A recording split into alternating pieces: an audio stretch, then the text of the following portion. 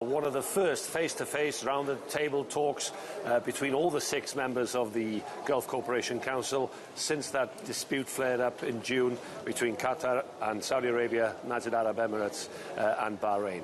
But only 2 of those main leaders came here, obviously the host in Kuwait and Sheikh Al Thani from Qatar. They were the only 2 leaders, and then a lesser delegation, lower-ranking diplomats, apart possibly from the Saudi Arabian foreign minister. They are the only people that actually came here to make decisions, and of course no decision, as far as we can detect, have been made. Now it underlines, I think, the real problems, with the continuing problems within this rift within the GCC Council, and it shows there's going to be closer cooperation between the United Arab Emirates and Saudi Arabia on economic, on political matters, but also military. And one could argue they're already doing that, aren't they, in that war in Yemen. If the Sheikh here in Kuwait was hoping that his role as a mediator was going to have some kind of a breakthrough today and on Wednesday, well, that's an abject failure.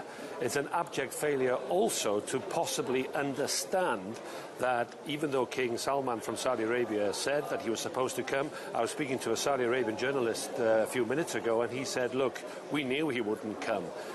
We knew that the King of Bahrain wouldn't be here. So the fact that the delegates that were sent here were not decision makers, well, that showed from the outset that this wouldn't have been a breakthrough kind of a summit. Now, the fact that this announcement by the UAE is made on the very morning of this summit, then it also, one could argue, shows it undermines the GCC. And the questions about the viability of the GCC have been raised even before this summit. Now, I think that there'll be far more questions about that, because if this is for the economic and social partnership in the Gulf region, then obviously security matters and matters in terms of defence and foreign policy is overshadowing all of that with this ongoing dispute.